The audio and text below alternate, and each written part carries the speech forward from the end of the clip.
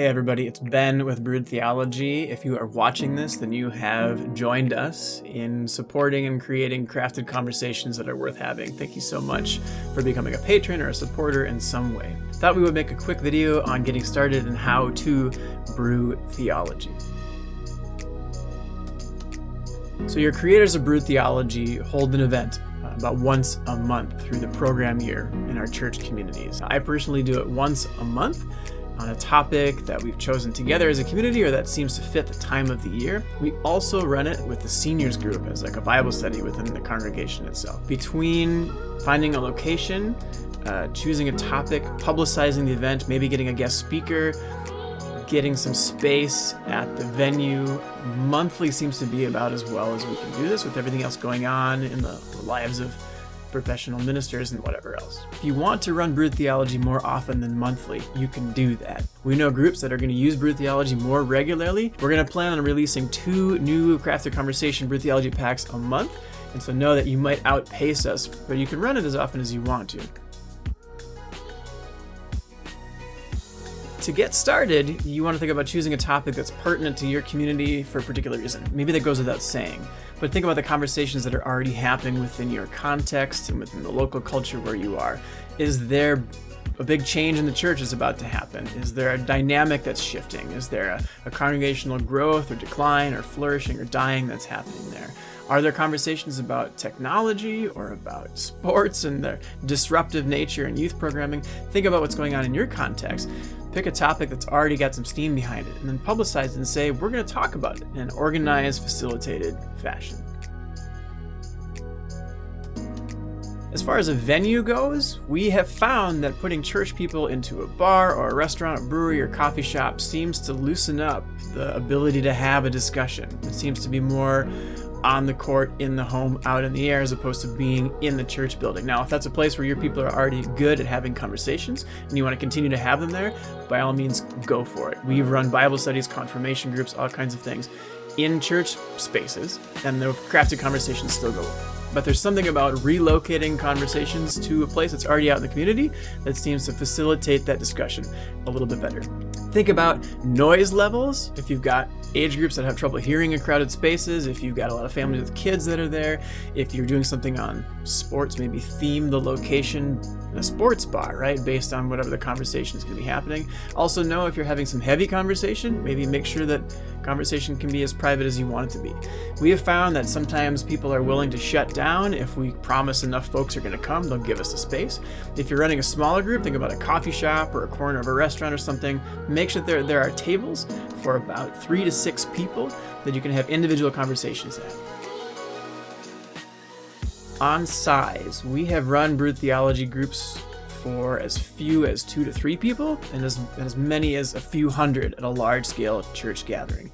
The key with the content that we've created is keeping the size relatively small. 3 to 6 people in any small group seems to give the most time and ability for people to both listen and respond to conversations. Any bigger than that, you start to drag out and not get to all the content that's in the conversation. People might not get to the entirety of the crafted conversation anyway, and that's okay. There's a whole lot of content there, and that's by design, so there's always something new further to talk about in the conversation. If you're going to run Brewed Theology as one large group discussion, just know it's going to be hard to get through all the things with the timings that we've allotted. When we do this as a medium-sized large group gathering for our group of seniors in a congregation, there's about 10 to 15 maybe in that group, we take 2 hours to get through one crafted conversation. So 2 meetings kind of make up the time. And it works that way. The conversation's lively, but for people to have enough opportunity to hear and respond to each other and answer the questions and the prompts that we give, you might want to keep it a little bit smaller to start. We have found that inviting a local expert or a guest speaker can enliven the conversation and really get people further out of their own experiences and out of their own heads. In each leader guide, there is a list of suggestions for guest speakers.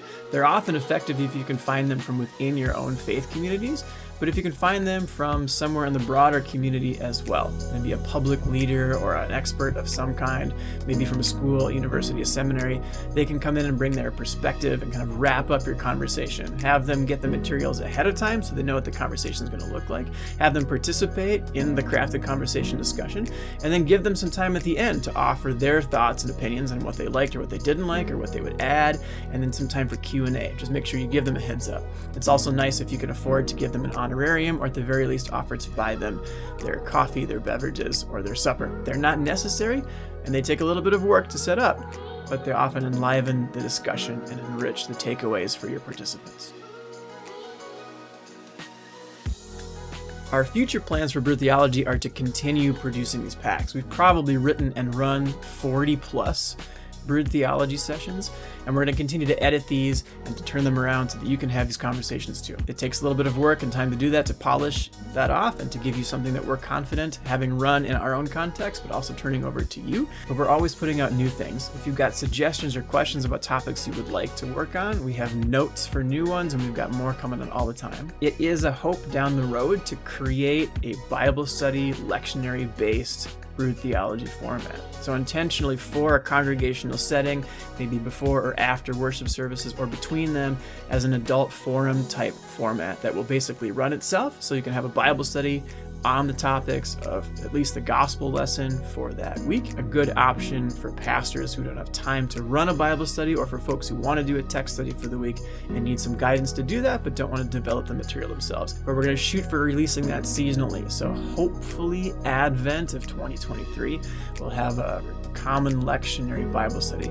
Thanks so much again for checking out Brewed Theology. Please send questions, comments, feedbacks, opinions, even pictures or images, so we can throw some of your gatherings up on the Patreon site so we can show people how you are brewing theology and having conversations that matter with your own folks.